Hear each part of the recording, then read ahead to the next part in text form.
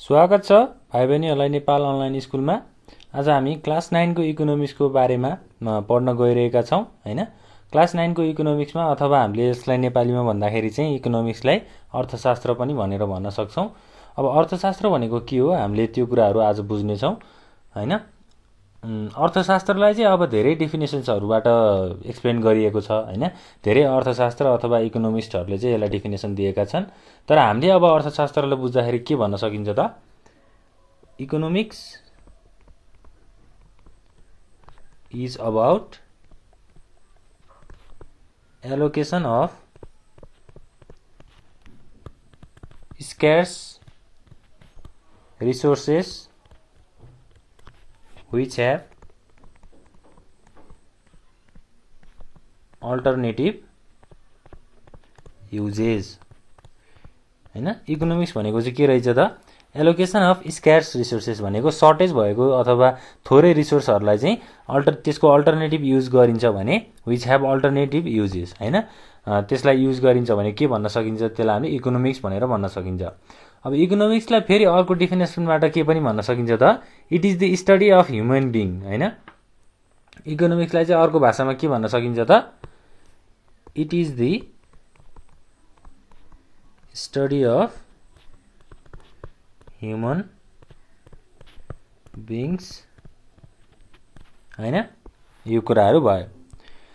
ल अब इकोनोमिक्सको एउटा सर्ट इन्ट्रोडक्सन अथवा सर्ट डेफिनेसन हामीले पढेका छौँ हैन। अब हामीले भर्खरै त्यो कुराहरूलाई हेऱ्यौँ। अब इकोनोमिक्सलाई ठ्याक्कै यही डेफिनेसन हो भनेर पनि भन्न मिल्दैन हैन। के भनेको छ त? There is no definition that seems to completely cover the total concept. इकोनोमिक्सको टोटल कन्सेप्टलाई चाहिँ अब कुनै पनि डेफिनेसनले कम्प्लिटली कभर गरेको हुँदैन। त्यसैले गर्दा छुट्टै धेरै अर्थशास्त्रहरूले चाहिँ इकोनोमिक्सको डेफिनेसनहरू दिनुभएको छ। अब हामीले अर्को कुरा गर्दाखेरि चाहिँ के कुरा गर्छौँ त हैन? इकोनोमिक प्रब्लमको कुराहरू गर्छौँ। Economic problem. अब इकोनोमिक प्रब्लम भनेको त के हो त हैन? इकोनोमीमा आउने समस्या जस्तै अब rise of general price of goods and services which is generally called inflation हैन। कुनै पनि सामान गुड्समा चाहिँ अब प्राइसहरू धेरै भयो, त्यसको मूल्य धेरै भयो भने त्यसलाई हामीले इन्फ्लेसन भन्छौँ। त्यो जुन चाहिँ के हो त? एउटा सिरियस प्रब्लम फर इकोनोमिक्स।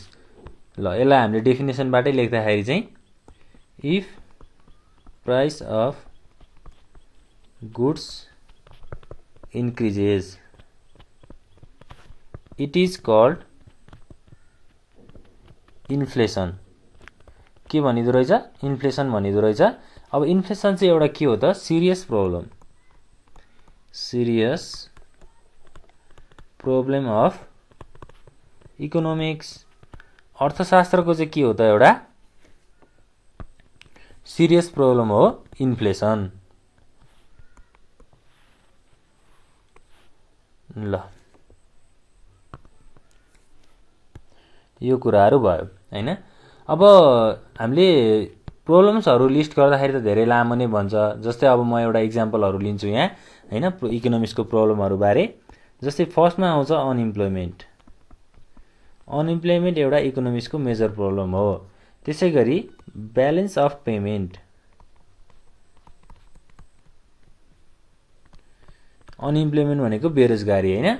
त्यसै गरी अब यही कुराहरू चाहिँ फ्रिक्वेन्टली अब हेडलाइनहरूमा आइरहेको हुन्छ। हामीले न्युजहरूमा सुन्दाखेरि पनि अब अर्थशास्त्रमा देशको अर्थतन्त्रमा चाहिँ कस्तो खालको प्रब्लमहरू आयो त भन्दा यही अनइम्प्लोइमेन्ट बेरोजगारी हैन। त्यसपछि पोभर्टी।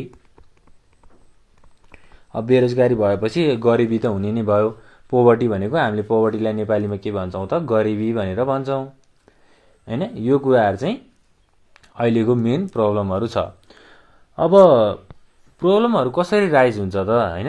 एउटा कज के हो त? प्रब्लमहरू राइज हुनुको कारणहरू के हो त हैन? Root cause of this economic problems arises due to scarcity of resources हैन। अब यस्ता खालका प्रब्लमहरू किन आउँछन् त?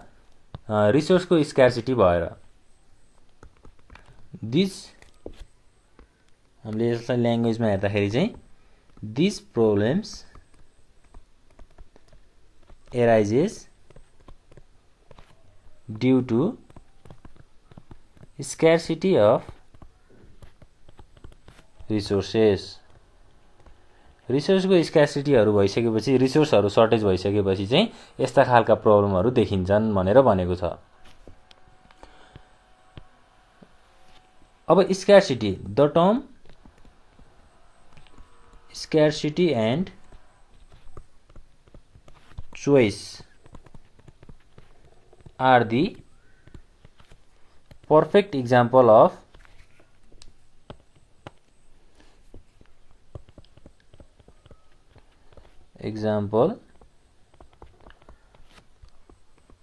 economic problem। अर्थशास्त्रको मेन समस्या भनेको चाहिँ के रहेछ त? स्क्यार्सिटी रहेछ एउटा, अर्को के छ त? चोइस, हैन? अब स्क्यार्सिटी र चोइसको बारेमा चाहिँ हामी डिटेलमा स्टडी गर्छौं। फर्स्टमा हामी स्क्यार्सिटीको कुरा गरौँ। ल, स्क्यार्सिटी भनेको के हो त? हैन, अब कुनै पनि सोसाइटीले चाहिँ एउटा फन्डामेन्टल प्रब्लम, अब स्क्यार्सिटीको फन्डामेन्टल प्रब्लमहरू चाहिँ फेस गर्छ। जस्तै अब सोसाइटीमा बस्ने मानिसहरूको के हुन्छ त? उनीहरूको वान्ट्सहरू, उनीहरूको इच्छाहरू चाहिँ अब अनलिमिटेड हुन्छ, हैन? त्यो इच्छा चाहनाहरूलाई चाहिँ पुरा हुनु पर्यो, त्यही इच्छा चाहनाहरू सटिस्फाइड हुनु पर्यो। त्यो सटिस्फाई हुनको लागि के चाहिन्छ त? धेरै खालको रिसोर्सहरू चाहिन्छ। त्यो रिसोर्सहरू अब कम हुन थालिसकेपछि, हैन, रिसोर्स सर्टेज हुन थालेपछि के हुन्छ त? ह्युमनको वान्ट्सहरू चाहिँ पुरा हुन सक्दैन अथवा सटिस्फाइड हुन सक्दैन। स्क्यार्सिटीले चाहिँ हामीलाई त्यस्तो खालको मिनिङहरू दिन्छ। अब हामीले एउटा इक्जाम्पलबाट यसलाई हेर्यौँ भने चाहिँ पर्फेक्टली हामीले यो कुराहरू बुझ्नेछौँ। जस्तै अब हामीले इक्जाम्पलबाट हेर्दाखेरि चाहिँ के भन्न सकिन्छ त भन्दा, जस्तै हरि has रुपीज 4000। हरिसँग चाहिँ पैसा कति छ त? 4000 छ, हैन? र उसको इन्कम भनेको,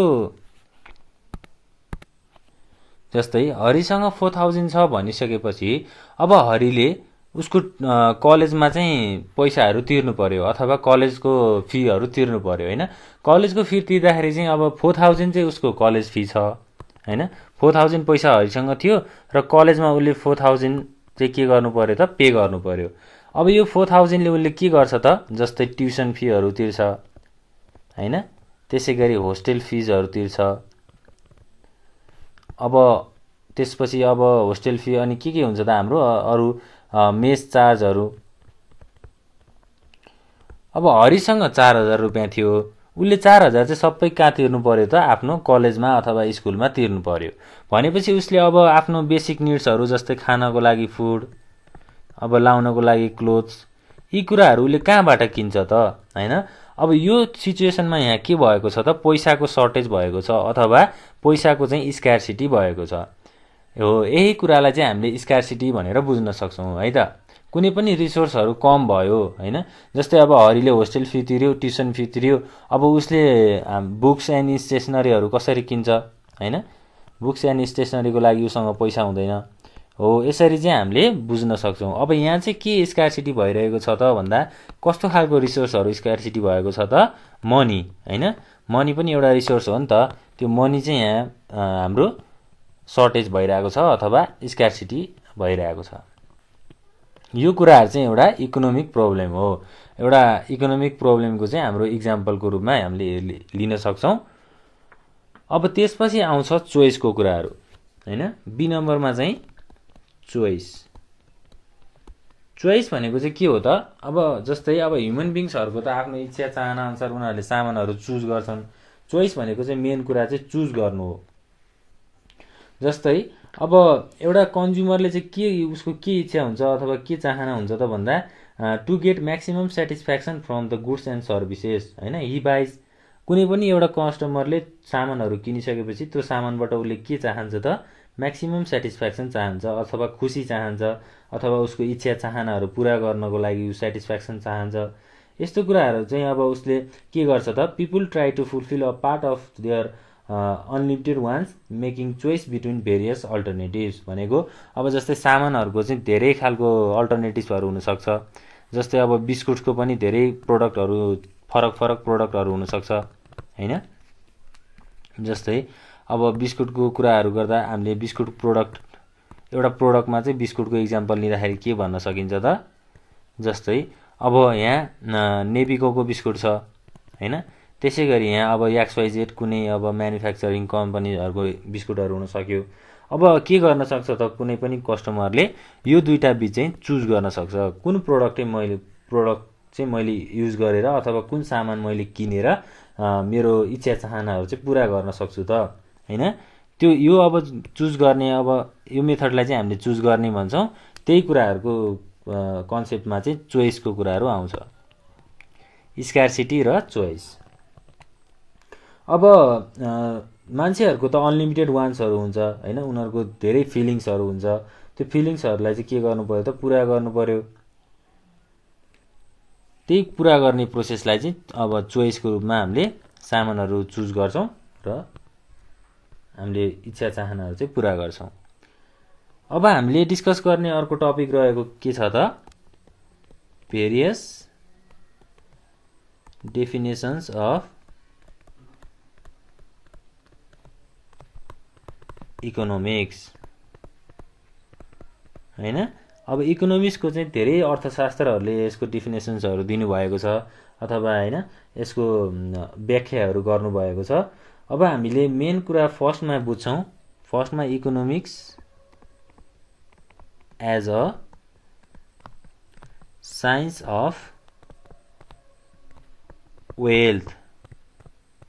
इकोनोमिक्सलाई साइन्स अफ वेल्थ भनेर कसले भन्नुभएको हो त, एडम स्मिथ भन्ने अर्थशास्त्रले भन्नुभएको हो हैन। एडम स्मिथ चाहिँ को हो त, founder of modern economics. Modern इकोनोमिक्सको फाउन्डरलाई चाहिँ हामीले एडम स्मिथ भनेर भन्छौँ। अब उहाँलाई चाहिँ के पनि भन्न सकिन्छ त भन्दा, he is regarded as a father of economics। अर्थशास्त्रको चाहिँ पिता भनेर पनि हामीले एडम स्मिथलाई भन्न सक्छौँ। Adam Smith. अब एडम स्मिथले दिनुभएको डेफिनेसन चाहिँ हाम्रो जस्तै हामीले टपिक हेडलाइनबाटै के भन्यौँ त, as a science of wealth हैन। एडम स्मिथले चाहिँ economics is a science of wealth भनेर डेफिनेसन भन्नुभएको छ। उहाँको book he published a book हैन, उहाँले पब्लिस गर्नुभएको बुकको नाम के हो त, an inquiry into the nature and causes of the wealth of nations हैन। यो बुक चाहिँ बुक हो, यो बुक पब्लिस्ड।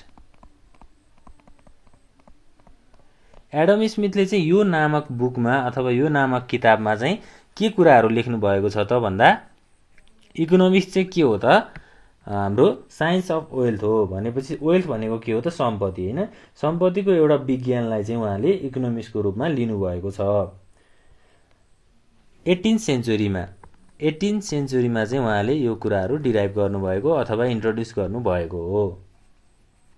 ल अब एडम स्मिथको कुराहरू पनि भयो हैन। हामीले यसमा भुल्नै नहुने कुरा चाहिँ के हो त, उहाँको बुक पब्लिस भएको बुकको नाम र उहाँले दिनुभएको डेफिनेसन के हो त, as a science of wealth. यो कुराहरू चाहिँ हामीले बुझ्नु पर्यो। र एडम स्मिथ भनेको को हो त, फाउन्डर अफ मोडर्न इकोनोमिक्स भनेर पनि हामीले बुझ्नु पर्यो। अब इक्जाममा हामीलाई क्वेसन्सहरू आयो भने चाहिँ हामीलाई यस्तै खालको क्वेसन्सहरू आउँछ र हामीले सजिलोसँग क्वेसन्सहरूको एन्सर चाहिँ दिन सक्छौँ। ल यही कुराहरू हो अब हामीले बुझ्नुपर्ने। लगभग हाम्रो अब क्रिटिसिजम्सको कुराहरू पनि छ हैन। जस्तै criticisms of Adam Smith wealth definition. Adam स्मिथको वेल्थको डेफिनेसनको क्रिटिसिजम्स अथवा आलोचनाहरू चाहिँ के कस्ता रहेका छन् त्यो बारेमा हामी डिस्कस गर्छौँ। अब एडम स्मिथको डेफिनेसनमा चाहिँ के भनिएको छ त साइन्स अफ वेल्थ भनेको छ, सम्पत्तिको विज्ञान भनेर भनेको छ। तर क्रिटिसिजम्सले चाहिँ अब के भन्छ त, क्रिटिसिजम्समा चाहिँ धेरै अर्थशास्त्र होइन धेरै इकोनोमिस्टहरूले चाहिँ क्रिटिसाइज गर्नुभएको हो। एउटा पोइन्टमा के भनेको छ त भन्दा it is necessary to give much more importance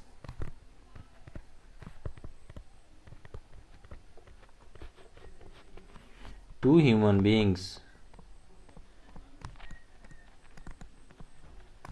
rather than wealth।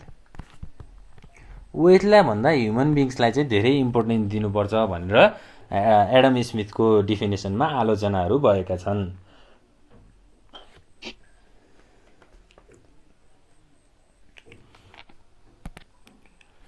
अब यो कुराहरूलाई चाहिँ हामीले बुझेर हेर्न सक्छौँ। क्रिटिसिजम्स भनेको आलोचना भनेर बुझ्नु पर्यो होइन। त्यसपछि अब यो पोइन्टलाई सम्झिनु पर्यो। त्यसै गरी अर्को पोइन्टमा चाहिँ के भन्न सकिन्छ त, जस्तै कार्लिल एन्ड रस्किन। कार्लिल र रस्किन भन्ने दुईटा अर्थशास्त्रले चाहिँ के गर्नुभएको छ त, एडम स्मिथको डेफिनेसनमा आलोचना के गर्नुभएको छ त भन्दा जस्तै डेफिनेसन पोइन्टमा लेख्दैछु है, definition of wealth on the ground that economics is not a science of selfishness and meanness हैन। वेल्थ डेफिनेसन अफ वेल्थको डेफिनेसनलाई चाहिँ हामीले के भन्न सक्छौँ त, economics is not a science of selfishness and meanness. Selfishness र मिननेसको चाहिँ इकोनोमिक्सको डेफिनेसन होइन हैन, इकोनोमिक्सको साइन्सहरू होइन भनेर आलोचनाहरू भएका छन्। ल अब यति नै कुराहरू हामीले यो क्लासमा बुझ्नुपर्छ। फर्स्टमा हामीले बुझ्नु पर्यो इकोनोमिक्स भनेको के हो, इकोनोमिक्सको छोटो डिफिनेसनहरू हैन। त्यसपछि इकोनोमिक प्रब्लमहरूको कुराहरू भयो, प्रब्लमहरू कसरी राइज हुन्छन् भन्ने कुराहरू, र स्कार्सिटी र चोइसलाई हामीले दुईटा कुराहरू बुझ्नु पर्यो। यो कुराहरू चाहिँ इक्जाममा पनि सोधिरहेको हुन्छ। र भेरियस डिफिनेसन अफ इकोनोमिस्ट हैन, छुट्टै अर्थशास्त्र धेरै अर्थशास्त्रहरूले कस्तो खालको कुराहरू गर्नुभएको छ, व्याख्याहरू गर्नुभएको छ भन्ने कुराहरू पनि हामीले बुझ्नुपर्छ। ल अब यति भन्दै आजको क्लास यहीँ इन हुन्छ। हामी अर्को क्लासमा अर्को टपिकमा भेट्नेछौँ। यति भन्दै नेपाल अनलाइन स्कुल बिदा चाहन्छ। Thank you.